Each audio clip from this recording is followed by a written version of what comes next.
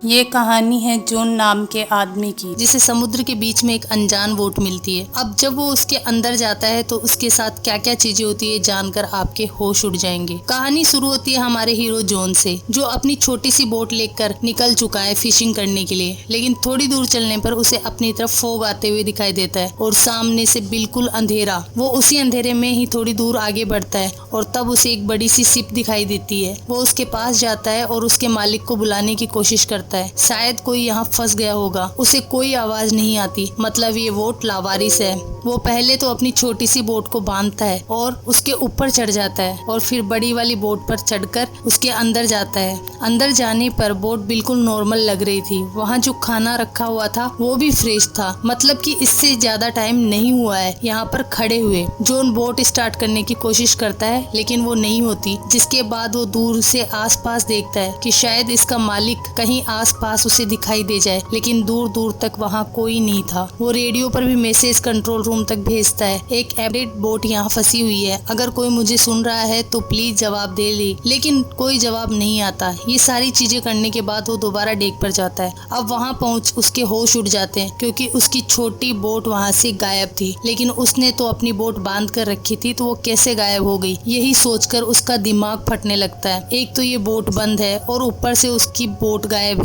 अब वो मैप में देखने की कोशिश करता है कि आखिर वो किस जगह पर फंसा हुआ है, पर उसे कुछ भी पता नहीं चलता क्योंकि आसपास सिर्फ पानी ही पानी है। इसलिए दोबारा इंजन रूम में जाता है और उसे ठीक करने की कोशिश करता है। अब उससे इंजन स्टार्ट हो जाता है। तो यहाँ एक चीज उसके साथ अच्छी हुई, वो एक बार फिर से कंट्रोल रूम से कांटेक्ट करने की कोशिश करता है, लेकिन फिर से उसे नाकामी हाथ लगती है। अब थोड़ी ही देर में उसे टॉयलेट भी लग जाता है। वो सोचता है कि चलो नीचे जाने की क्या जरूरत है, यही ऊपर टॉयलेट कर लेता हूँ। अब वो जैसे ही सुसु करने की कोशिश करता है उसे जोर का धक्का लगता है और बोट से गिरने ही वाला होता है, लेकिन सही मौके पर वो रस्सी पकड़ लेता है और समुद्र में गिरने से बच जाता है। अब ये बोट नहीं चाहती कि वो बोट के ऊपर टॉयलेट करे, उसे गंदा करे, इसलिए शांति से वो नीचे बाथरूम में टॉयलेट करने चला जाता है। लेकिन यहाँ एक मुसीबत कम नहीं हुई थी कि दूसरी आ जाती है। बाथरूम का गेट लॉक हो गया था और खुलने का नाम ही नहीं ले रहा था। अब तो उसे ऊपर से नीचे तक हर जगह से खोलने की कोशिश करता है, लेकिन गेट नहीं खुलता। तभी उसे लोहे की एक रोड मिलती है।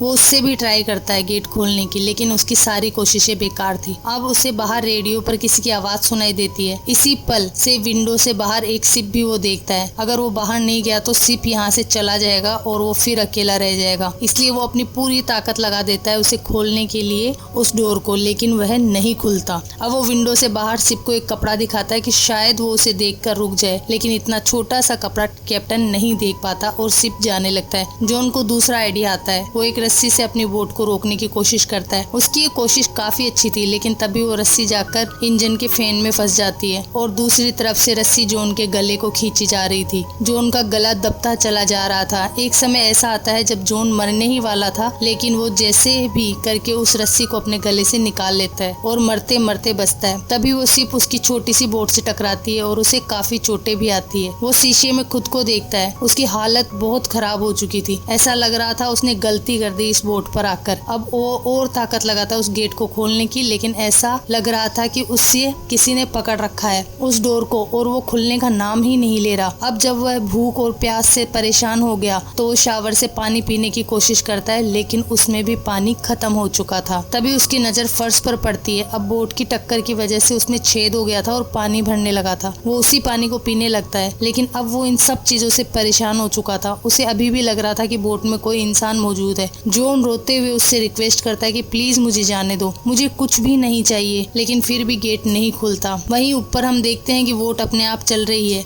धीरे धीरे अब रात हो गई, लेकिन जॉन अभी भी वहीं फंसा हुआ है। अभी उसकी तरफ तेज तूफान और बारिश आती है। इस तूफान की वजह से पूरी बोट ढोलक की तरह इधर उधर घूम रही थी। हर जगह पानी भरना शुरू हो गया था और जहाँ वो फंसा हुआ था उसकी समझ में कुछ नहीं आ रहा था कि वो करे तो क्या करे। अब वो बस चुपचाप वहीं बैठ जाता है और जब उसकी आंख खुलती है तो तूफान शांत हो चुका था, लेकिन जॉन बैठे बैठे थक चुका था। उसकी अंगुलियां कट गई। बोट में कंधे तक पानी भर चुका था। वो बड़ी मुश्किल से खड़ा होता है और एक बार फिर कोशिश करता है कि शायद इस बार गेट खुल जाए। इस बार वो पानी के नीचे जाता है और देखता है कि गेट तो पहले से खुला है, किसी ने गेट को खोल दिया था। अब वो जोर का धक्का देता है और उसे तोड़कर बाहर आ जाता है। वो सबसे पहले तो भागते हुए डेक पर जाता है और खुली हवा में सांस लेता है। अब उसे समझ नहीं आ रहा कि एक्चुअल में इस बोट पर हो क्या रहा है। ऐसा लग रहा है कि इस बोट को किसी आत्मा ने अपने बस में कर रखा है और इसे चला रही है। अब उसे यहाँ से कैसे भी करके निकलना है। उसे एक आइडिया आता है, वो एक एयर बैग्स निकालता है और नीचे से वही बाथरूम का फ्लोर वाला डोर लाता है। फिर उन दोनों की मदद से वो एक बोट बनाता है जिससे कि यहाँ से निकल सके। अब बोट तो बन गई, लेकिन रास्ते में खाने के लिए भी कुछ चाहिए, तो बोट से वह कुछ खाने का सामान भी लेता है। वो अपनी छोटी सी बोट को बड़ी वाली बोट से बांध देता है ताकि उसके साथ साथ वो यहाँ से निकल सके। लेकिन जैसे ही वो उस पर बैठता है, बोट खड़ी हो जाती है। बड़ी वाली बोट हिलने का नाम ही नहीं ले रही थी। ऐसा लग रहा था कि बोट नहीं चाहती कि जॉन यहाँ से जाए। वो कई घंटे तक उसी राह पर बैठा रहता है कि बोट अब चलेगी, लेकिन वो नहीं चलती है। जॉन को अब समझ में आ जाता है कि उसे बोट से निकलना होगा, इसलिए वो वापस बड़ी वाली बोट पर आता है और सबसे पहले तो भरे हुए पानी को बाहर निकालता है। लेकिन इसमें बहुत टाइम लगेगा, इसलिए वो मोटर को भी ठीक कर देता है जिससे तेजी से पानी निकल रहा था। अब बोट में जो जो दिक्कत होती है वो उन सभी को ठीक करता है और उसे टूटे हुए हिस्से को भी पेंट करता है ताकि फिर से पानी ना घुसे। सारी चीजें करने के बाद वो एक बार फिर से रेडियो से मदद मांगने की कोशिश करता है, शायद उसकी आवाज कोई सुन ले। बट सामने से कोई जवाब नहीं आता तो थक हार कर डेक पर जाकर बैठ जाता है और मैप में खुद की लोकेशन ढूंढने की कोशिश करता है। अब ये सारे काम करने के बाद बोट को स्टार्ट करने की कोशिश करता है, लेकिन बोट बंद हो चुकी थी और वो सोचता है कि क्या किया जाए। ऐसे समय पर कभी इसी समय उससे सामने से एक शिप आते हुए दिखाई देता है। वो सीधा पानी में छलांग लगाता है। वो अपनी छोटी बोट को चलाते हुए उसके पास जाने लगता है, लेकिन यहाँ जो बोट अभी तक स्टार्ट नहीं हो रही थी वो अपने आप चलने लगती है और सीधा उसी की तरफ आने लगती है। अब वो अपनी से और तेज भागता है, लेकिन वो बोट और तेज स्पीड कर देती है